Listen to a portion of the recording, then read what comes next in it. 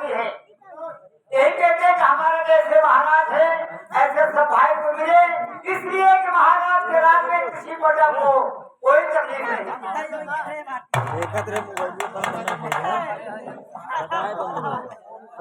रामो, अगर जिस राज में प्रजा दुखी है तो समझो राजा भी दुखी है। प्रजा जो है राजा की सरकार है, ये राजा का कर्तव्य होता है अपने सरकार की देखभाल करो। लेकिन रामो, मैं उस घर का रहने वाला हूँ, मेरा नाम है महाराज विक्रम सिंह, मेरी महारानी का नाम है श्रीमती पुष्पावती। ये मेरा छोटा भाई है जिसका नाम है पवन कुमार भैया। पवन कुमार छोटा सा था तभी माता पिता का स्वर्गवास हो गया। पिता जी मरते वक्त यही जाके गए कि बेटा विक्रम सिंह पवन की देखभाल करना, परवरिश करना, पढ़ाना लिखाना और होशियार हो जाए उसकी शादी कर देना। पवन पढ़ लिख के होशियार हो चुका है, बहुत ज्यादा हो चुका है। मेरा क्या कह रहा है पवन की शादी कर दूं, पिताजी के बच्चों का पाला हो जाए और मेरे भी सर का बोझा हल्का हो जाए। महाराज ये तो आप बहुत बढ़िया बड़ी उत्तम बात आप बोलेंगे। अगर आगे कौन मुझे भाई नहीं पिता के समान समझता है, कौन तो भाई नहीं बल्कि अपना बेटा समझता हूँ। कौन को देवर नहीं बल्कि अपना बेटा समझता है। कौन भी भाभी ने भाभी माँ का के बुलाता है। लेकिन रामू मेरा विचार कह रहा है चल के बाहर में पुष्पावती से बुला लूं। देखो पुष्पावती का क्या विचार। आप हमारे मन वाली बात कहती, कोई भी बात हो, कोई सलाह करना है तो पत्नी से सलाह लेना बहुत जरूरी होता है। ठीक करो रामू, हर मर्द का फल होता है, अगर तुम काम किया जाता है तो पत्नी से सलाह जरूर लेना। ठीक है रामू, तुम यहाँ का कारभार देखना, मैं चल रहा हूँ में पुष्पावती के पास। ये भी हम यहाँ का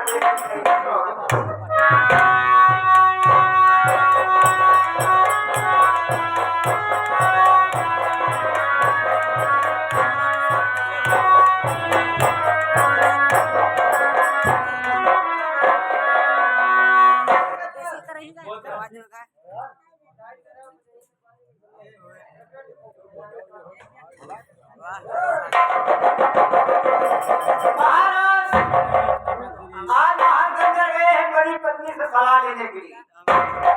छोटा भाई पवन कुमार का सियाना हो गया है, शादी वो हो चुका है, अपने सर का बोझा हल्का करना चाहते।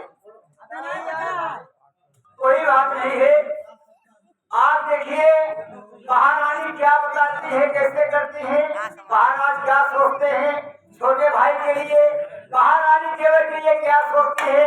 अब तो महाराज महाराज जा रहे हैं, महारानी जाएंगी, देखिए क्या बताती है, क्या करती है।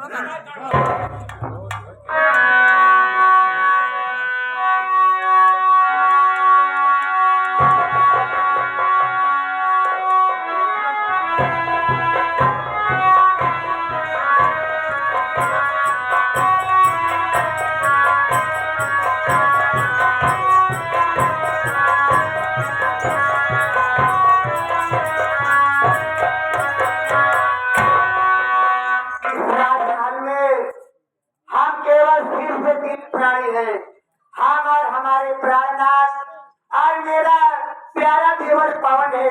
रामू मैं सोच रही हूँ अपने देवर पवन की मैं शादी कर दूं, राजमहल में देवरानी आ जाए। आज देवरानी के आने से ये राजमहल खुशियों से गुलजार हो जाएगा, आज उसको आराम भी मिल जाए। ऐसा मैं सोच रही हूँ, तुम ऐसा काम करो, क्या हमारे देवर पवन को बुला करके मेरे पास लाओ। बहुत सी बात, प्यारी भाभी मुझे बुला लीजिए। कोई बात नहीं।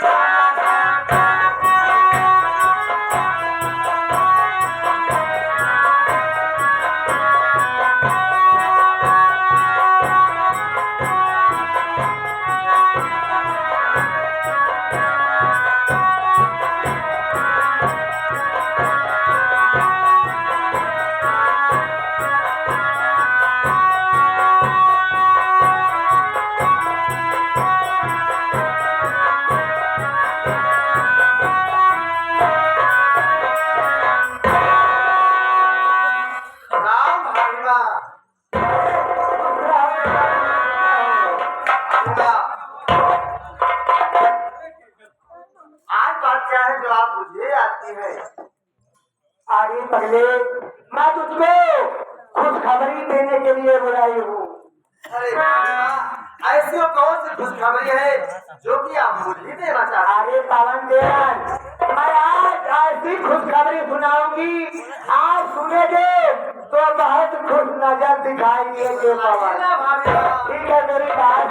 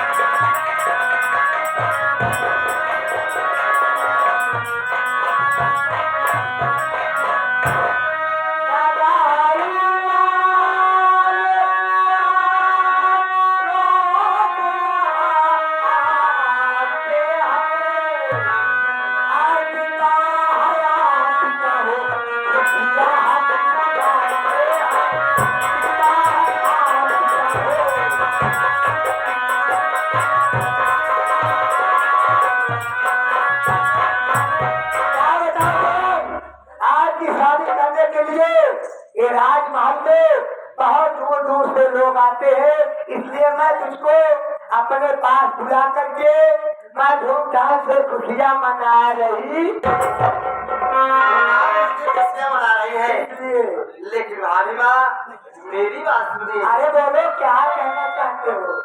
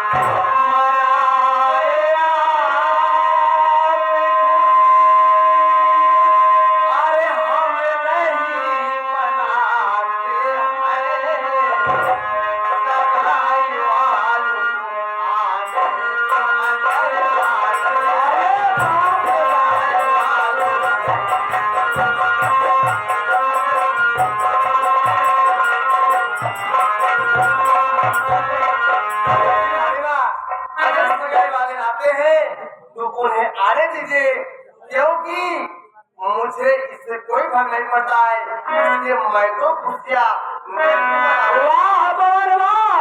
खुशियाँ तुम मनाओ, आज खुशियाँ हम नहीं मनाते हैं। आज सगाई वाले आते हो तो उन्हें आने दो। मेरी बात सुनिए पवन।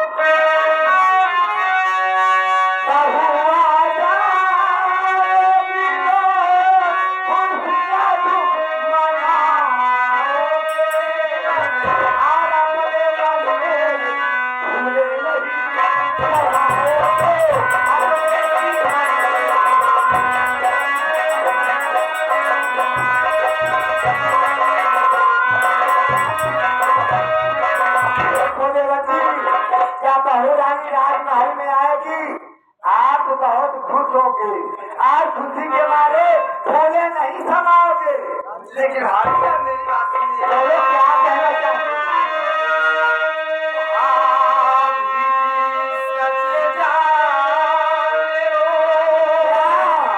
अरे सत्य मैं सुनाऊंगा, और साथ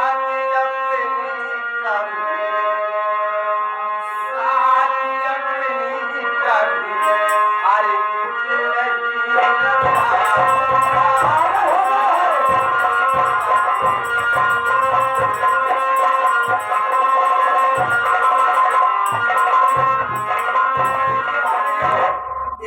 बचा लीजिए और समझ लीजिए, मैं अपनी शादी कभी नहीं करूंगा।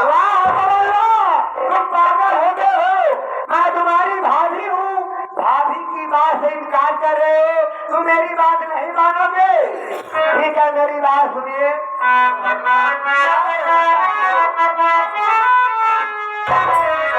वाह तुमने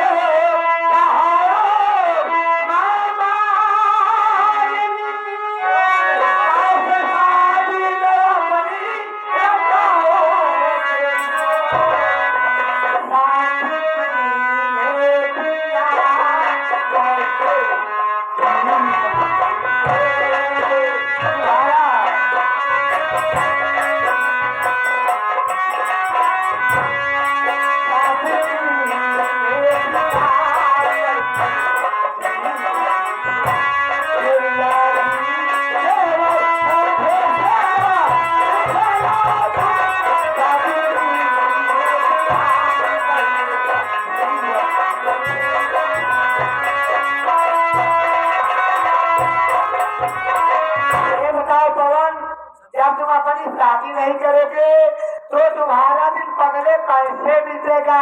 देखो मैं तुम्हारी भाभी माँ हूँ, भाभी माँ से दिल की बात मत कीजिए। भाभी जी, आपके कहने का मतलब यह है कि अगर मैं जिंदगी में शादी नहीं करूँगा तो मेरा जीवन कैसे बीतेगा। बोलो कैसे बीतेगा। आप जिस चिंता क्यों करती है मैं बता रहा हूँ, बगैर शादी का मेरा जीवन कैसे बीतेगा। बोलो कैसे।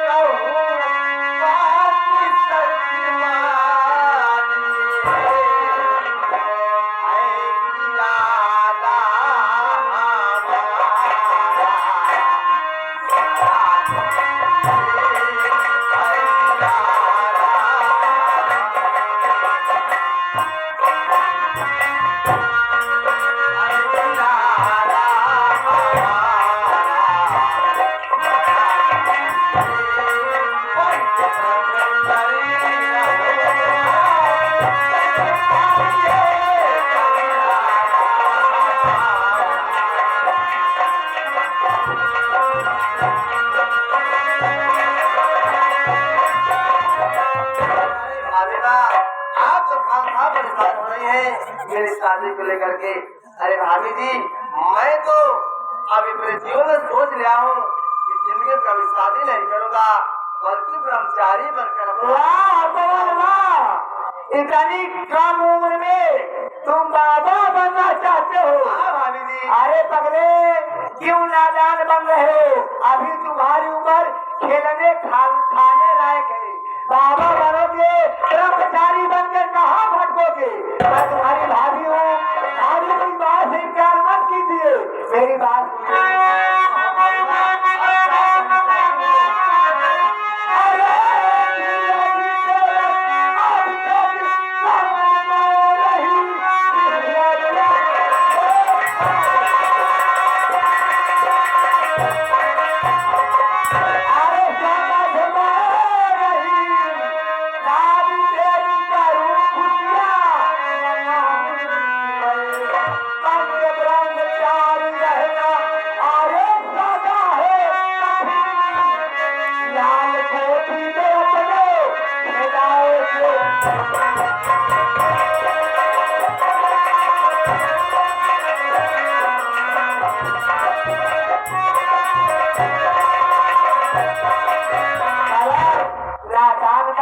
ब्रह्मचारी बनना कोई आसान काम नहीं है, ये बहुत कठिन काम है। देखो तुम्हारी शादी हो जाएगी, देवरानी राजमहल में आएगी, अच्छे ढंग से 1-2 साल रहेगी, उसके बाद प्यारा सा नन्हा सा बोलने बच्चा आएगा। बच्चे को लेकर के हंस हंस के खिलाओगे और कुछ दिन में अपनी भाभी को ही तुम भूल जाओगे। पवन आप मेरी शादी को लेकर के आप अपने दिल में इतने सपने को सलो के रखी है, लेकिन मेरी बात सुनिए। बोलो क्या कहना चाहते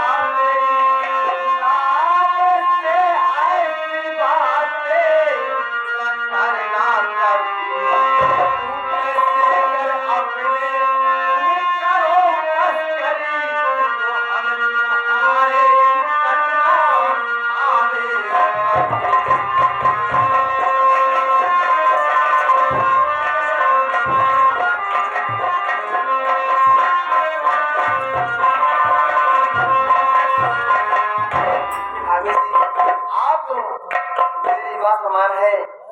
अगर आप इस तरह से मेरी शादी को लेकर के हर वक्त मेरे सामने बात करते रहेंगी मैं वास्तव में आपसे रूठ जाऊंगा कि कभी पास नहीं आऊंगा। पवन, बात सही कह रहे हो, मगर अपने दिल और दिमाग से सोचो, जरा समझो, कौन ऐसे माता पिता इस दुनिया में नहीं है जो अपने बेटे की शादी नहीं करना चाहते। अगर तुम शादी नहीं करोगे, ये गाँव की दुनिया बहुत हंसेगे और बहुत भारी मेरी बदनामी होगी। कहेंगे बड़े भाई की शादी हो गई है, आखिर किस कमी किस कारण से छोटे भाई की शादी नहीं हो रही है। क्या बताऊं, मैं देवर की बात सुन करके बहुत चिंतित दुखित उदास हो रही हूँ। उदास होने क्या बात है भाभी, क्या चिंतित है आप? क्या करूं, देवर की शादी से इनकार कर रहा है। ये बात बताइए भाभी, घर में जैसे बड़े सदस्य कोई माता है, पिता है, बड़े भैया है, बड़े भाभी है, कोई लड़की हो लड़का, वो क्या अपने मुख से कहेगा कि मेरी शादी कर दीजिए? रामू, बात सही कह रहे हो, वो अपने मुख से कभी नहीं कह सकता है मैं शादी करूंगा, मगर मैं उनकी भाभी हूँ, मेरा फर्ज बनता है। अगर मैं शादी की बात नहीं करती देवर से, तो अपने दिल में क्या सोचेगा और कहेगा देखो शादी के विषय में मेरे भ्राता जी नहीं कर रहे हैं, कम से कम भाभी माँ को तो बात ही करना चाहिए। ठीक है आप, लेकिन आप बड़ी भाभी हैं, माँ के समान तुम्हें समझते हैं, अपना फर्ज आप निभा रहे हैं, छोटे भैया अपना फर्ज निभा रहे हैं। बात सही कह रहे हो, मैं बहुत दिक्कत हो रही हूँ।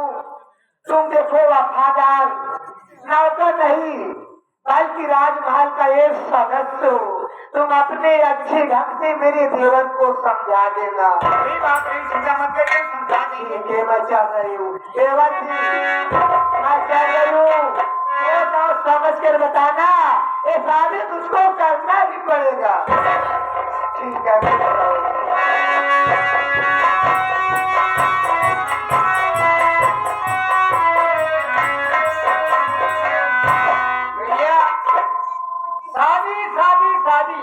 मैं समझता हूँ शादी है बर्बादी। शादी है बर्बादी, जिंदगी भैया शादी के है दिन। हमारी बात मन बना तो सुखी रहा, दुखी न हो गए। जिंदगी में कभी शादी नहीं करना भैया, भगवान का नाम लेते ही आप ऐसे रहेंगे तो मालिक में चाहो तुम्हारी जिंदगी पार हो जाएगी, चाहे मकड़ी की जालम भैया ये मेरी बिना परेशान। इसलिए मैं सोच रहा हूँ जिंदगी में कभी शादी नहीं करूंगा, बल्कि ब्रह्मचारी बनकर अपना जीवन बिताऊंगा। भैया कोई बात नहीं है, तो मैं चलूं? ठीक है भैया, चलिए चलिए, लेकिन कुछ भाई हमारे कहना है, अगर दिनेश मास्टर आ जाए जिनके मुखार में तो सुनवा देना, भैया को सुना के आप जाइए, तो देखा जाएगा शादी हो तो देखा जाए। हाँ बाबूजी, जैसा कि हम सभी जानते हैं, आज सभी विभाग के मास्टर श्री स्वर्गीय देवराज पटेल आज दुनिया में नहीं रहे। मैं समझता हूँ संगीत जगत के लिए इससे बड़ा शोक और कोई नहीं सकता। लेकिन क्या करेंगे बाबूजी, किसी ने कहा है जो होनी होती है वो होके रहती है। हम आप जितना भी चाहे उसे बदल नहीं सकते हैं। सोचिए, बात यहीं पे खत्म नहीं हो जाती है।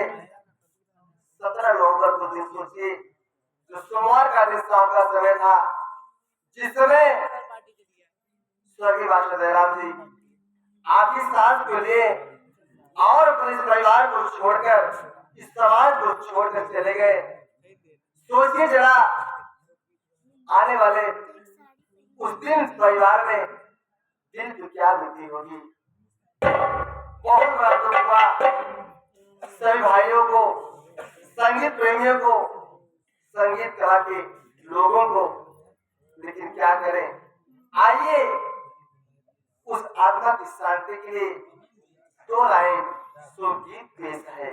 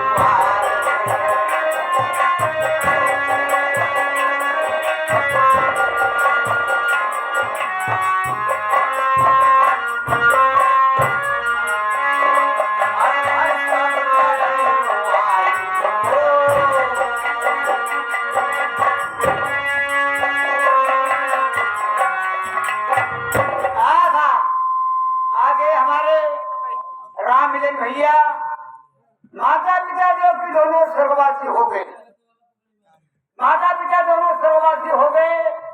शोक की सुनते हुए हमारे मास्टर जयराम के छोटे भाई राम मिलन जी, इनकी तरफ से 1 रुपया शोक की पे पार्टी तरफ भैया का बार बार नमस्कार करते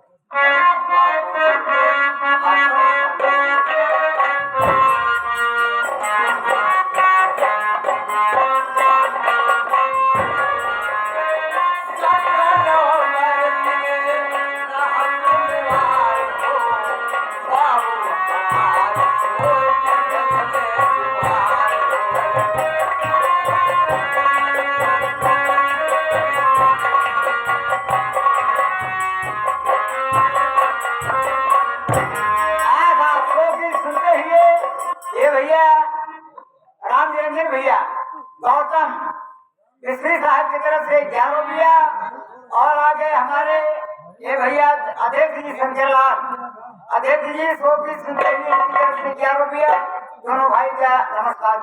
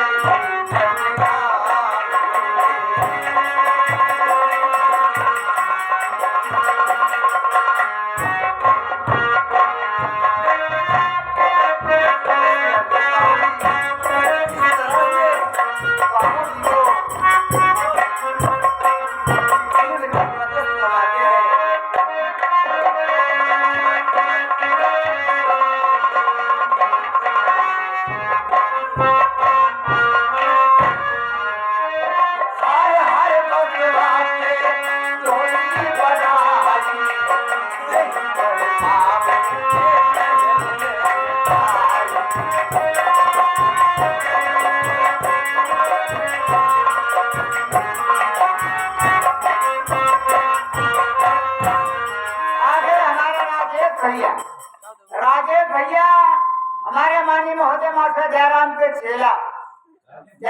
चेला राजेश हीरो भैया नवरंग मास्टर इनकी तरफ से 1 रुपया और मास्टर साहब को बार बार हार्दिक स्वागत करते हैं।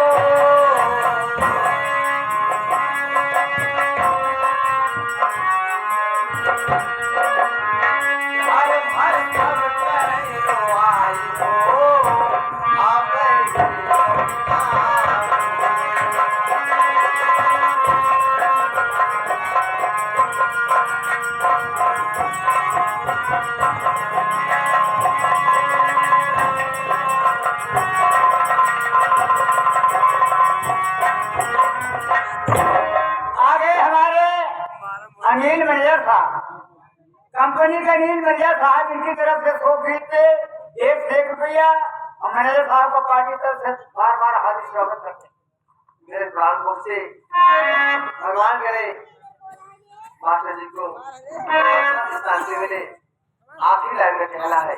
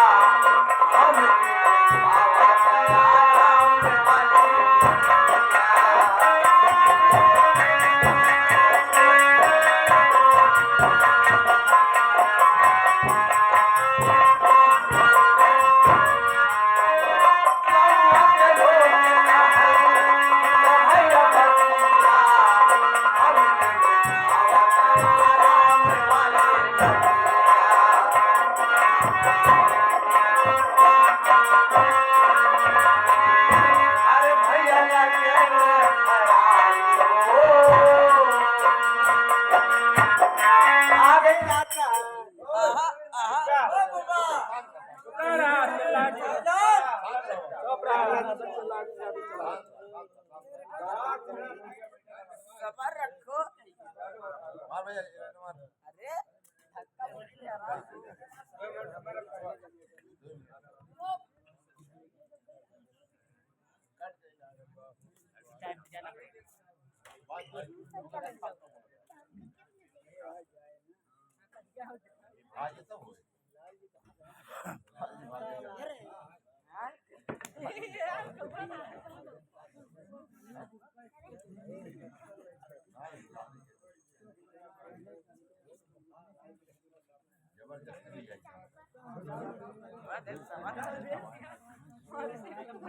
हमरे मारेगा ना।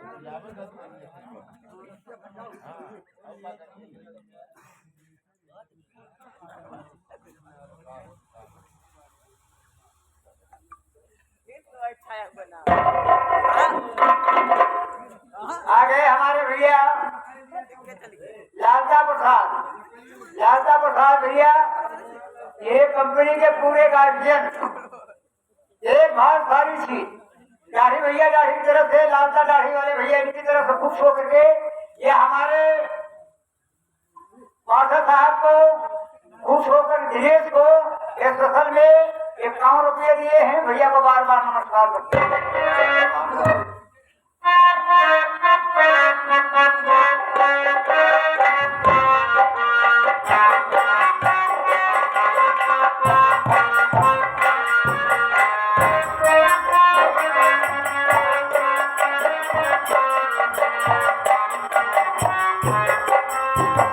Thank you. के भतीजे भैया संजय लाल ये साहब हमारे दिनेश मास्टर को टोटल 21 रुपये दे रहे भैया को।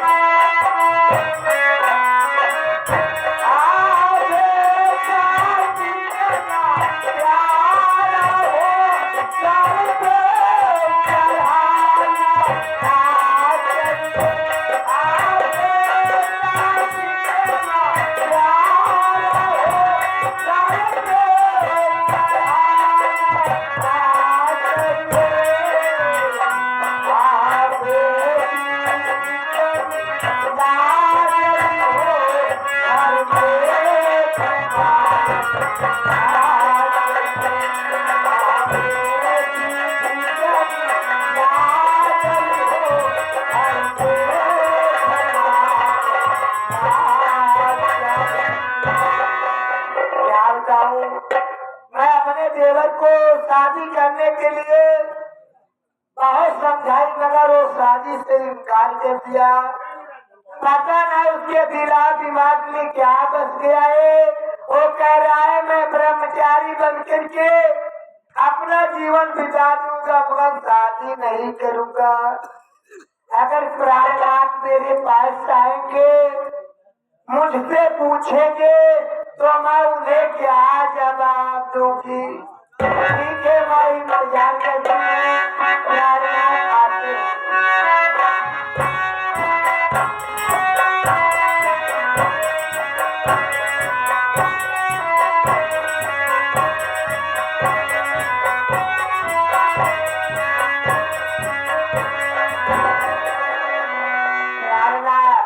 आपके पावन ये पवित्र चरणों में रानी पुष्पावती का प्यार भरा प्रणाम सत्कार। मैं तुमसे कुछ कहना चाहता हूँ। प्राणनाथ आज मुझसे क्या जानना चाहते हैं? सुनिए मेरी बात को।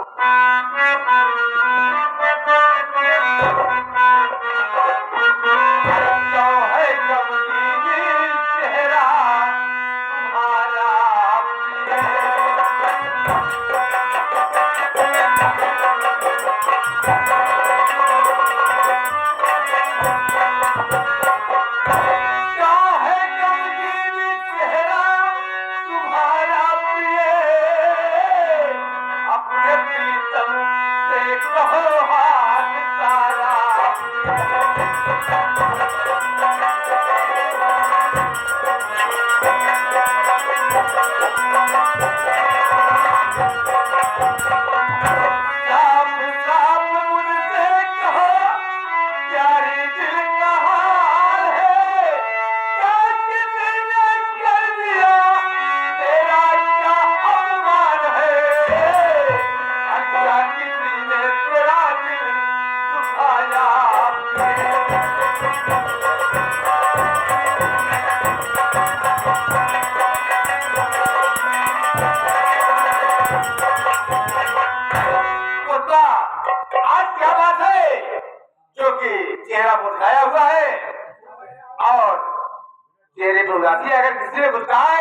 तो मुझसे बताइए क्या बात है। ठीक है, मेरी बात सुनिए, मैं बतला रही हूँ।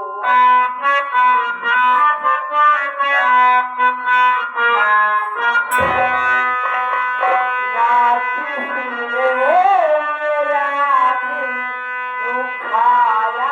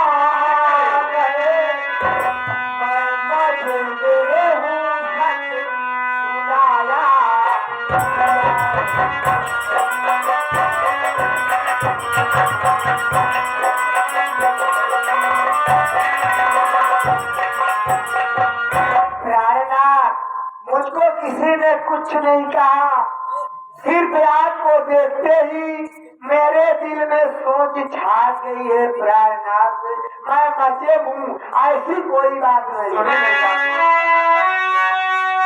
अच्छा तो प्यारी बच्चों से ये ना कहूँ करा है, रात की शादी है करना, बोलो अब क्या राय है। और बस इसी के लिए महल आया।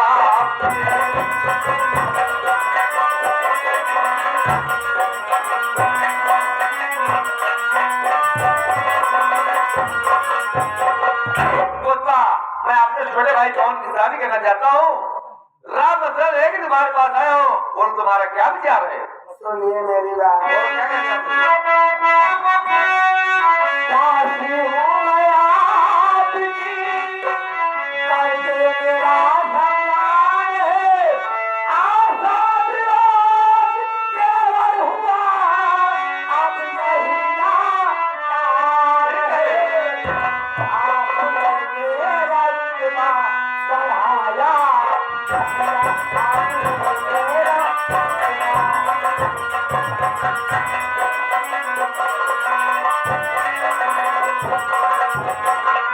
प्यारनाथ, आज सही कह रहे हैं, शादी करने योग्य देवर हो गया है, अब वो नादान नहीं रह गया है।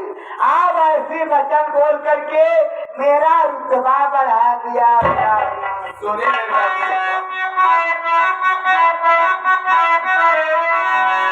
इसमें रुतबा बढ़ाने की ना कोई बात है। पवन की शादी करना हूँ मैं चाहता, पवन तुमसे कुछ कहा कि नहीं, बस यही जानना प्यारी मैं चाहता।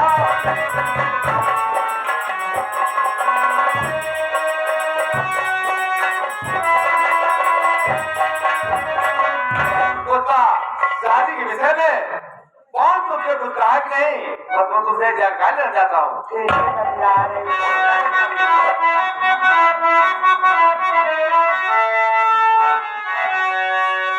शादी की बात उससे हमने किया, साथ उसने किया मुझसे इनकार है, सत्य ब्रह्मचारी रहना अजय का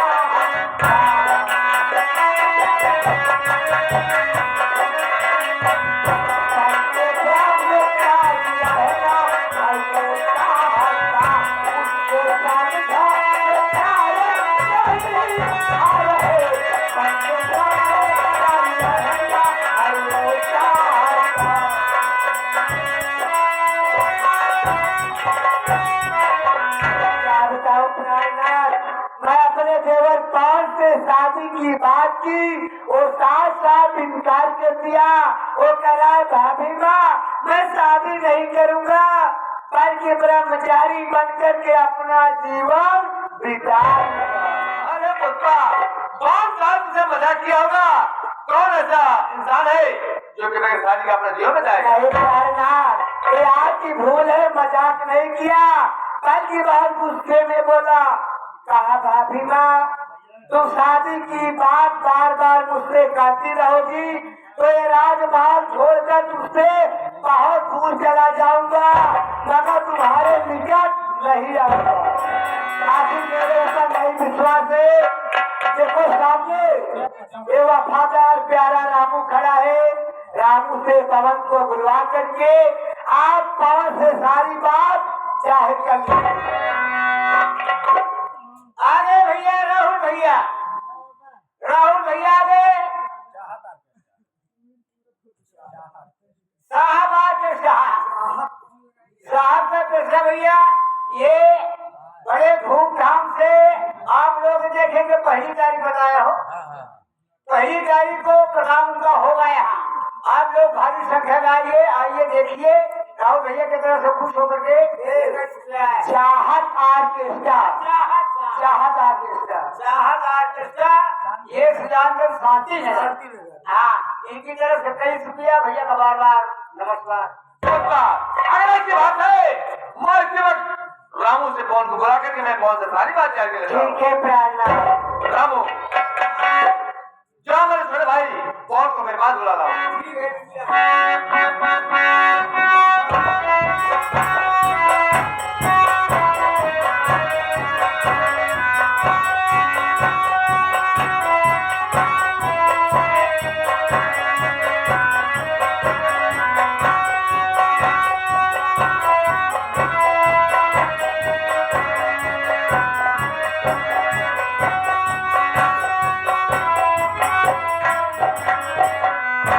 राम बड़े भैया, राम भाभी माँ, बड़े भैया आज अचानक बात क्या है जो आप मुझे याद किए हैं? और तुम्हें किसने बुलाया हो? मैं बता तुम्हें किसने बुलाया हो? कहिए बड़े भैया।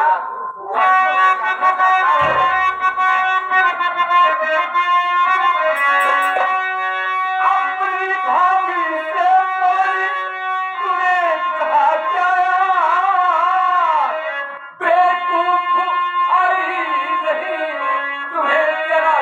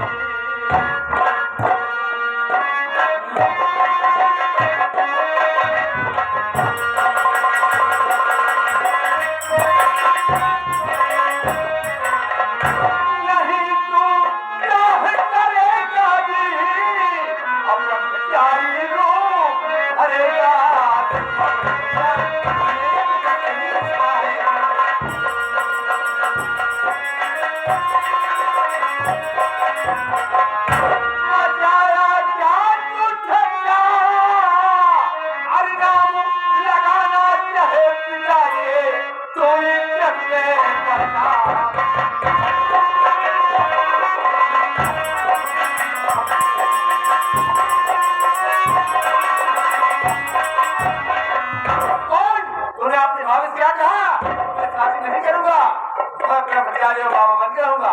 कौन लड़ाई करने के लिए?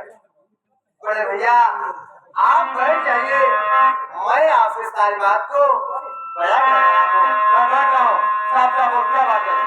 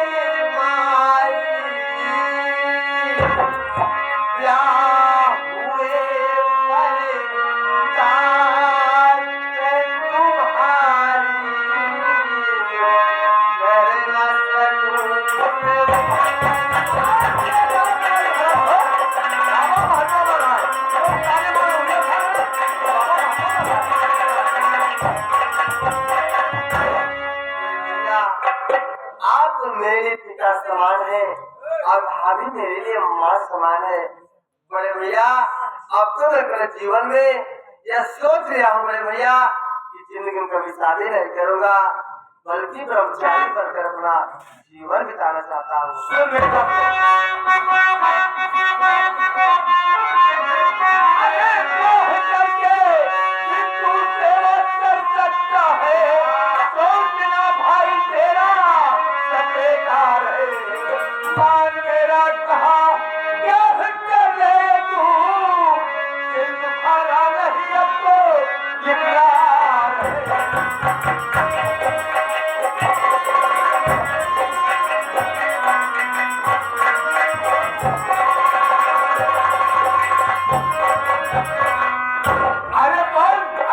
शादी कर देगा फिर भी भाई और भाव की सेवा कर सकता है। कहाँ बोल गया तू?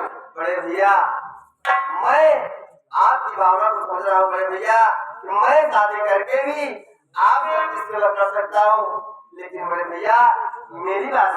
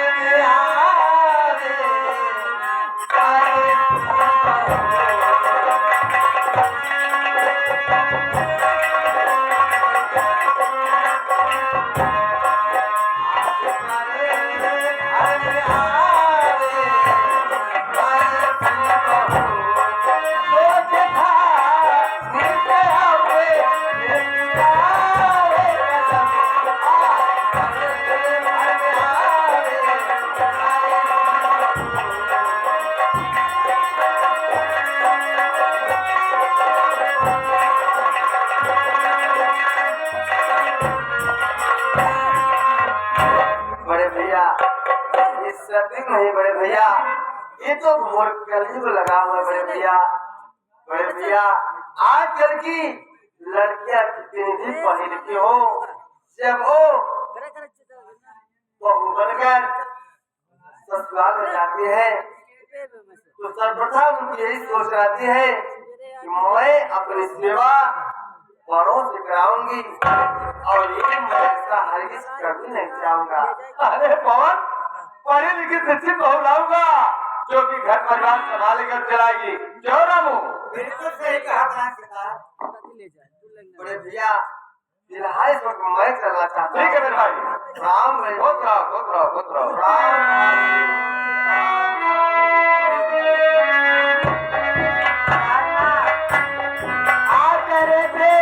आपका देवर मजाक किया होगा मगर वही बात सामने आ गई ना। ठीक है बतवा, अभी कौन नादान है, समझ जाएगा धीरे धीरे। चलो तुम वहां में आराम करो और थोड़ी देर में आ रहा हूँ। ठीक है मैं चल रही हूँ। खुद रहो। रामू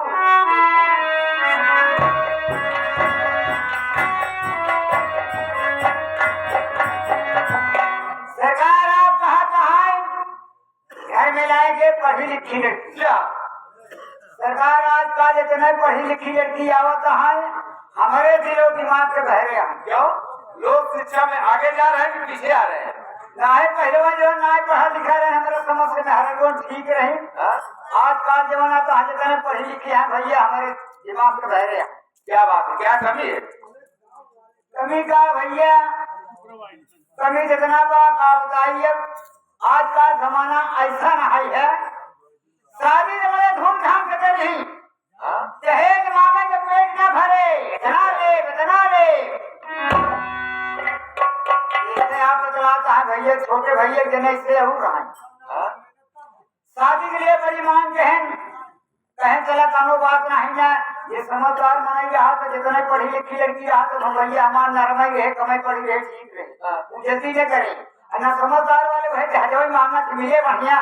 बेटवा के बियाह करके मेहरारू आई घरे में, जेठान पहले से रहा, जेठनिया रहा समझदार, घरे का गार्जियन रहा।